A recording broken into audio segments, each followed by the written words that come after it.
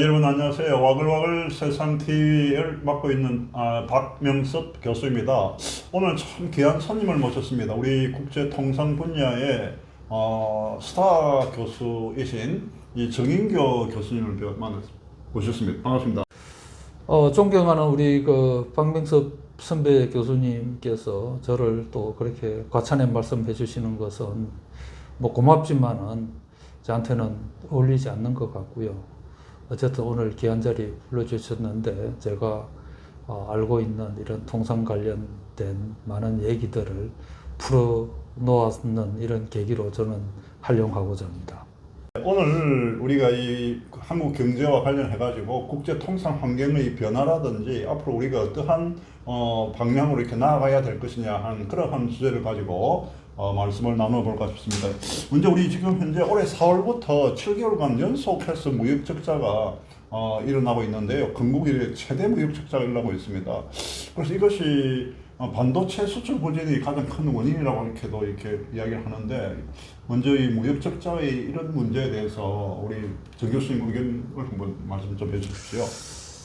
예, 그 부분에 대해서는 사실은 뭐 저도 많은 이제 언론 매체와 인터뷰를 했는데, 기본적으로 글로벌 통상 환경이 뭐 지난 몇 년간 안 좋았다고 하지만은 사실 그때와 별반 달라진 게 없다. 금년 초에는 이제 위드 코로나 시대로 이제 바뀌면서 소위 그동안에 코로나 봉쇄 때문에 뭐 한국은 봉쇄가 거의 안 됐지만은 전 세계적으로 보면은 사실상 완전 봉쇄 락다운이 됐었지 않습니까? 2년간 락다운에서 풀리면서 이제 그동안에 억눌렸던 소비가 한꺼번에 분출되는 소위 이제 보복 소비가 금년 초에는 제법 있었어요. 그럼으로써 이제 우리나라 이제 그 상품에 대한 수요도 많았었고, 근데 이제 세계 경제가 원체 지금 뭐 이 악화되는 속도가 빨라지다 보니까 또 더군다나 미국에서 또 자이언트 스텝이라고 일컬어지는 금리 인상 속도가 빨라지고 그러다 보니까 전 세계 소비자들이 이 주머니를 그냥 닫는 상황이 닫은 상황이다라고 볼 수 있을 거고, 거기에다가 또 물가가 많이 올랐습니다. 물가가 많이 오르다 보니까 아무래도 소비자들은 과거에 10개 사던 거를 뭐 7개, 8개로 줄일 수밖에 없는 상황이고, 이제 또 환율이 우리가 뭐 환율하면은 1,200원, 달러당 1,200원만 돼도 올랐네라고 했는데, 지금은 뭐 1,500원이 될 건가 안 될 건가 할 정도로 이렇게 이제 원화 가치가 떨어졌는데, 원화 가치가 떨어지면 전통적으로 보면 또 경제 이론에 보더라도 평가절하는 수출 증가에 기여한다고 그러는데, 그렇죠. 이게 전 세계적으로 달러 빼놓고는 뭐 이제 슈퍼 킹 달러라는 말이 나왔고, 전 세계가 다 그렇고 그러다 보니까 이게 환율 인하의 효과가 교과서적인 효과가 나타나지 않는 상황이 지금 전 세계적으로, 우리나라만 다른 나라도 마찬가지예요. 이제 벌어지고 있는 거고, 지금 그런대로 뭐 수출이 좀 되고 경제가 좀 안정을 누리고 있는 나라들은 자원을 주로 수출하던 나라들은 그런대로 괜찮아요. 그 나머지는 뭐 미국 빼놓고는 지금 다 어려운 지경으로 들어갔고, 또 이제 지정학적인 요인을 본다면은 중국에 대한 의존도가 우리나라 전체 수출의 사실상 3분의 1이에요. 뭐 통계적으로 보면은 4분의 1 얘기하는데, 이게 홍콩을 통해서 들어가는 게 또 많거든요. 그거까지 합치면은 뭐 거진 3분의 1인데, 대중국 수출이 상당히 지금 안 좋게 나타나고 있죠.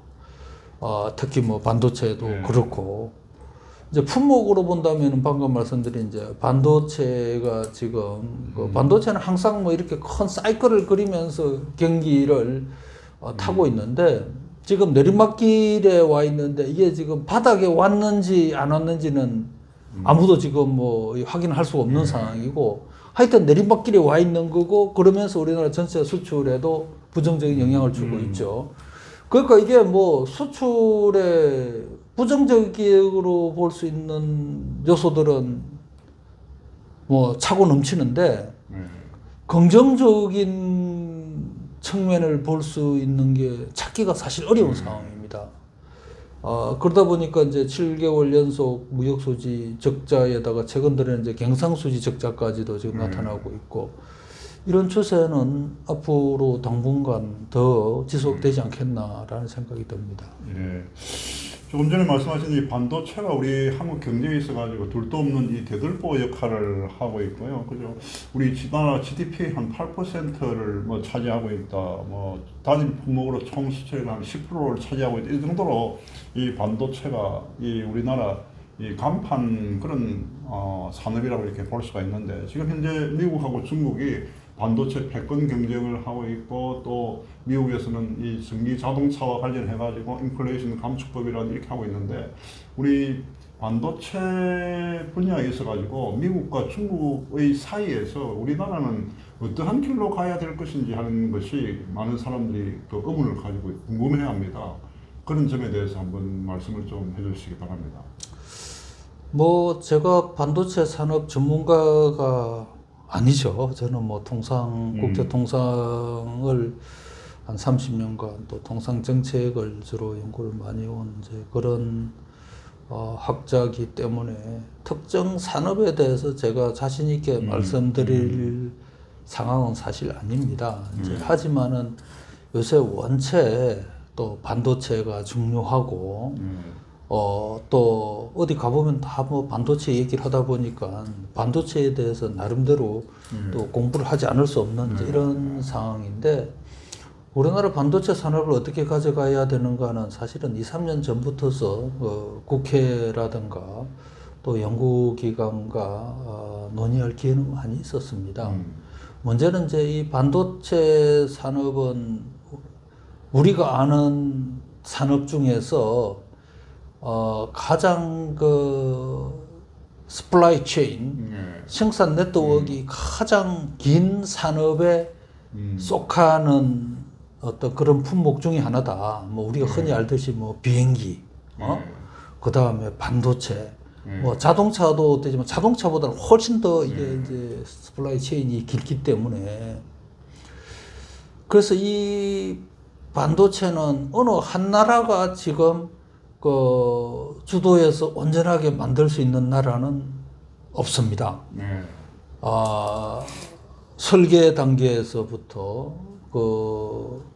이 외국과 협업을 해야 되고 또 핵심 부품 조달, 그 다음에 장비, 그 다음에 생산 노하우, 뭐 그 다음에 이제 뭐 테스팅 뭐 등등 뭐 패키징이 있겠습니다만 뭐 테스트나 패키징은 뭐 개도국에서도 할 수 있는 거지만 그 앞 단계는 다 선진국에서 해야 되는 거고 이런 이제 이 산업이 더더군다나 또 미국은 국가 안보에 있어서 가장 핵심적인 품목이다라고 미국 정부는 이미 받고 이제 중국에 대해서 10월 7일 날 반도체에 대해서는 수출 통제 제도를 아주 고강도죠. 지금까지 뭐 역사상으로 찾아볼 수 없었을 정도로 고강도 수출 통제 제도를 발동을 했고 자, 이게 지금 뭐 우리나라 산업 정책으로 해결될 게 아니고 진짜 우리나라도 국가 안보적 차원에서 경제 안보 차원에서 반도체 산업을 봐야 되는 거고요. 뭐 정부는 이미 이 동맹국과의 관계뿐만 아니라 또 산업적 특성을 생각해서 미국과의 어떤 이 반도체 산업 공조를 이미 결정을 한 상태 아니겠습니까?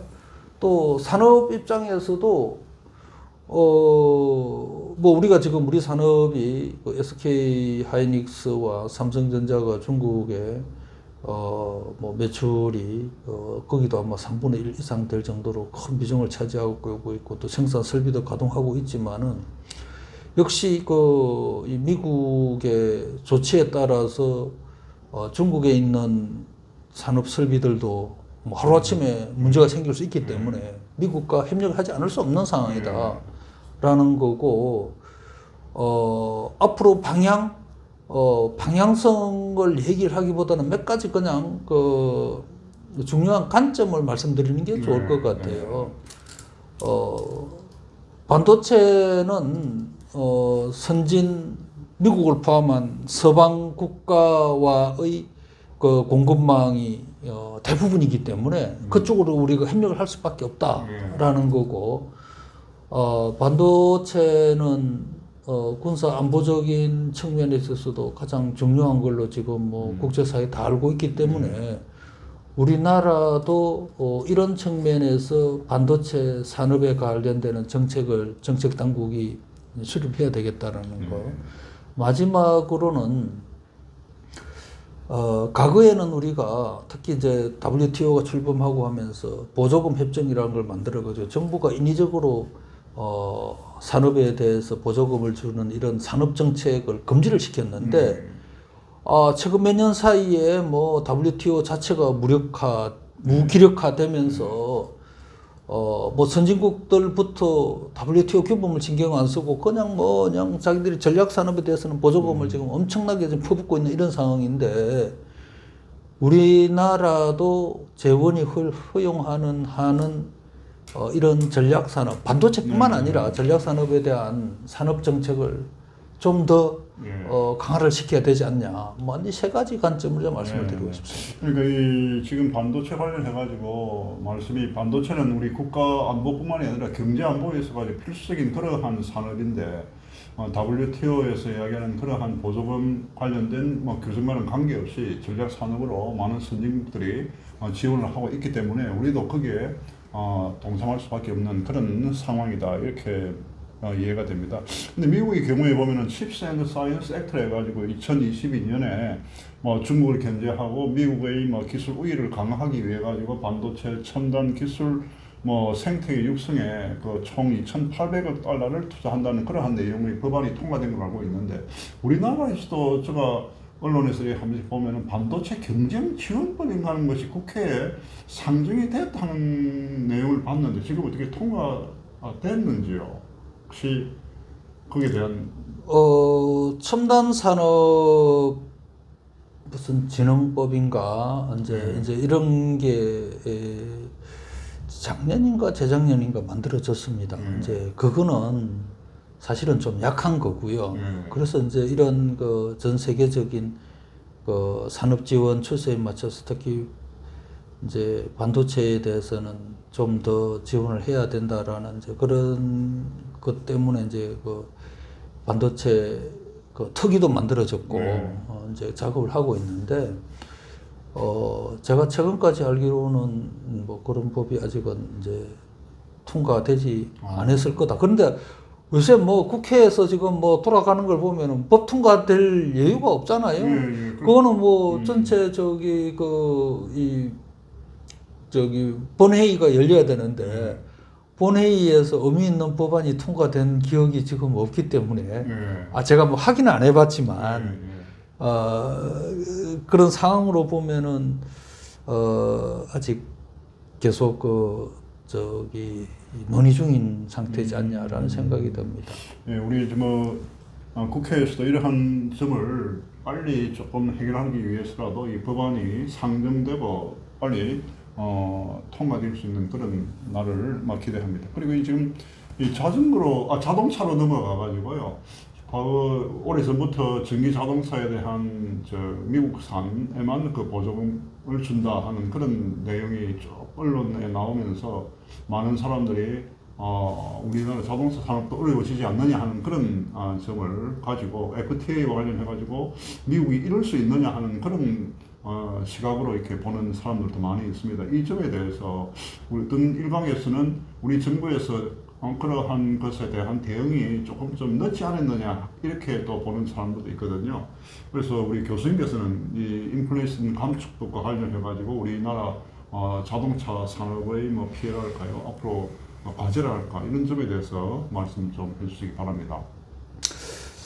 그 이제 IRA라고 줄여서 이제 뭐 인플레이션 리덕션 액트 앞에 이제 저기 세 단어의 첫 단어를 해서 이제 IRA 법이라고 이렇게 얘기를 하니까 IRA라고 저도 말씀을 드리겠습니다.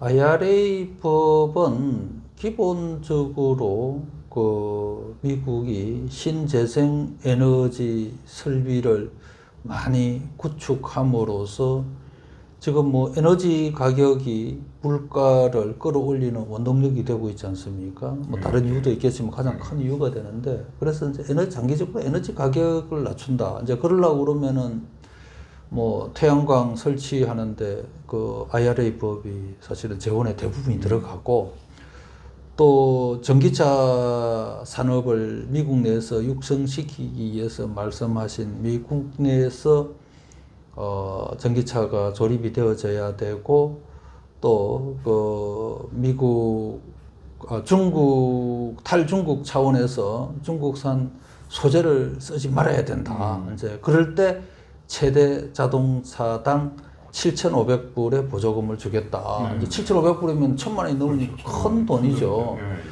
그런데 이제 한국 자동차 메이커는 현재 미국에서 전기차를 생산하지 않고 있습니다. 이제 그러다 보니까 이제 올해는 이제 적용이 안 되는 건데, 지난주입니다.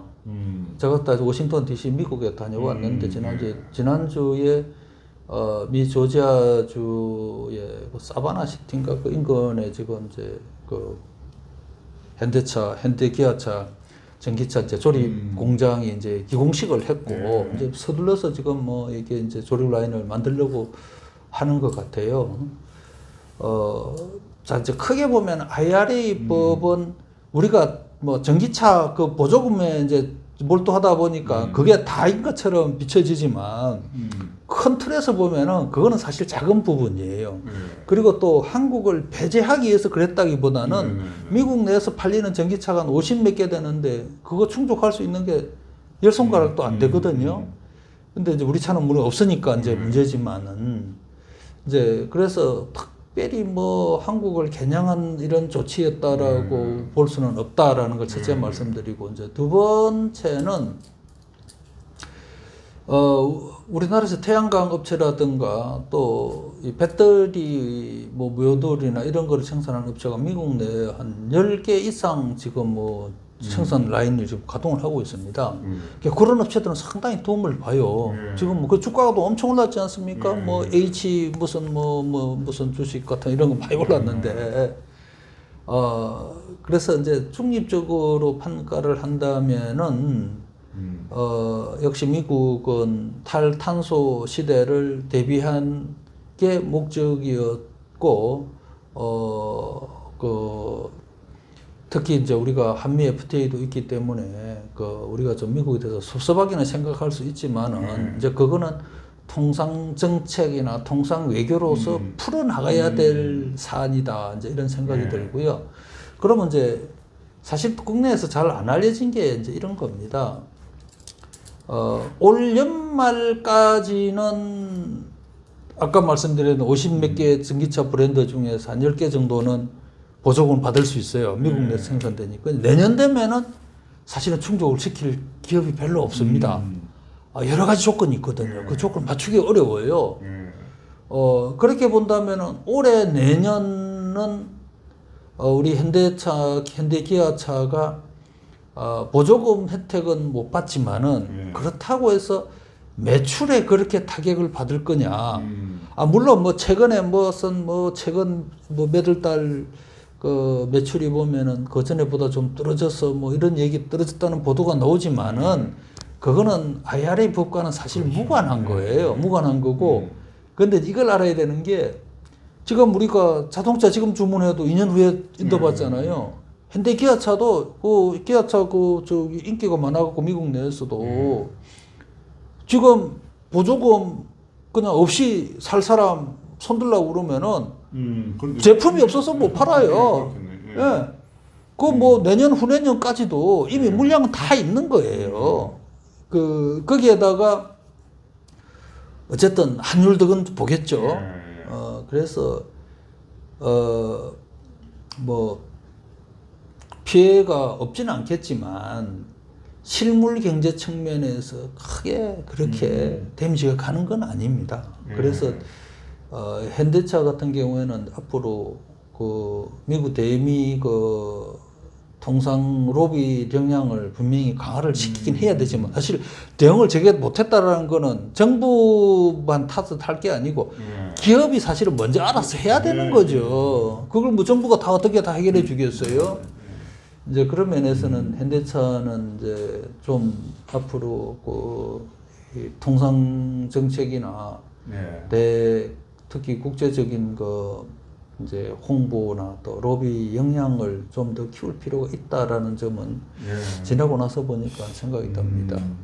저는 이 말씀 중에 생각나는 것이 우리나라의 경우에 FTA라든지 관련해가지고 기업들이 궁금한 사항이라든지 있을 때 뭐 무역협회라든지 그 다음에 다른 여러 가지 콜센터를 통해가지고 정부에서 얼마나 많은 이 자료라든지 정보라든지 서비스를 제공해주고 있습니다. 근데 저는 이렇게 유료로 이렇게 해야 될 일을 국가에서 이 수출을 위해 가지고 참 열심히 한다는 그런 생각도 이렇게 들었는데 이번에 전기 자동차 이 문제에 있어서도 일각에서 자꾸 정부에서 왜 IRA를 하기 전에 거기에 대한 정보를 갖다 수집 못했느냐 뭐 이런 이야기 나오지만은 그것보다도 이 IRA가 지금 한국을 타겟으로 하는 것이 아니라 이 전 세계를 상대로 해가지고 만들어진 법인 것을 주재해야 되고 그 다음에 이 현대 기아 자동차에서도 이 일본이란 이런 데 보면은 워싱턴 DC의 로비스트를 해가지고 굉장히 정보를 많이 수집하는데 우리 이 대기업, 뭐 우리나라 5대 기업이라도 이런 데 있어가지고 대미 관련한 로비라든지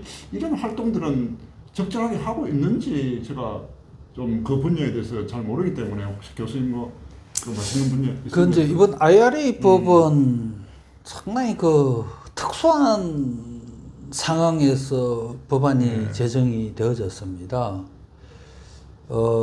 지금 선거를 11월 7일입니까 8일입니까 미 중간 선거를 앞두고 민주당은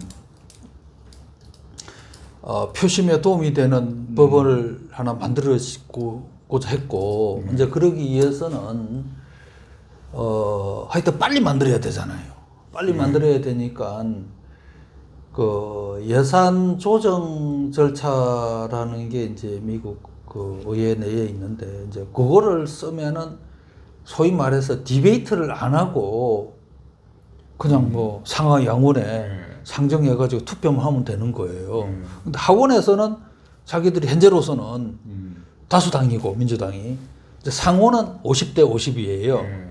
그런데 이제 50대 50이지만은 부통령이 의장으로서 캐스팅 보트를 지니까 이제 법만 좋으면은 통과될 수 있는 거죠. 그런데 거기서 이제 민주당 상원 의원 50명 중에서 2명이 문제 제기를 했습니다. 한 명은 뭐 좀 약했고 결정적으로 이제 문제 제기를 하신 분이 이제 조 맨친 상원 의원인데 이제 웨스트 버지니아주 상원 의원이죠. 미국에서 이제 웨스트 버지니아는 우리가 미국 가면 애팔라치아 산맥에는 석탄, 철강, 주산지 다 우리가 중고등학교 때 다 배웠잖아요. 그 지역은 석탄 주산지예요. 그러니까 이게 탈탄소 얘기 나오면은 자기 지역구가 그냥 소위 말해서 타격을 엄청 받기 때문에 이분은 반대를 할 수밖에 없어. 아무리 당론이 있더라도. 이분이 이제 반대를 하니까 안 되는 거 아니에요. 그래가지고 이제 민주당 원내총무하고 조면친 의원하고 이제 소위 비밀 협상을 해가지고 조면친 의원이 요구하는 대로 상당 부분을 반영을 시켜준 게 전기차 부분에서 아주 까다로운 보조금 요건을 집어넣은 거예요. 그것도 뭐 거의 비밀 협상이고.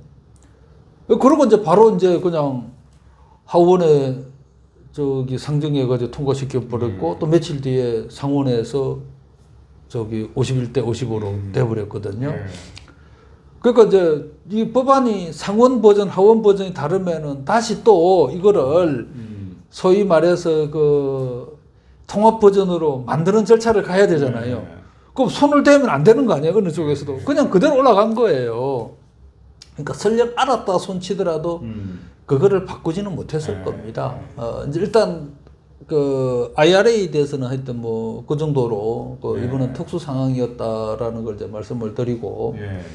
그다음에 한 가지 더 이제 질문에 이제 그럼 우리나라 그 기업이나 뭐 정부의 로비력이나 정보 수집 역량이 어느 정도 되냐라는 이제 질문인데 사실은 우리 경제 규모에 비하면은 약합니다. 너무 약한 거 아닙니까? 약하죠. 약한데 이게 또 이게 이제 통상은 아무래도 그 기밀을 요하는 부분이 상당히 있는 거 아니겠어요? 네.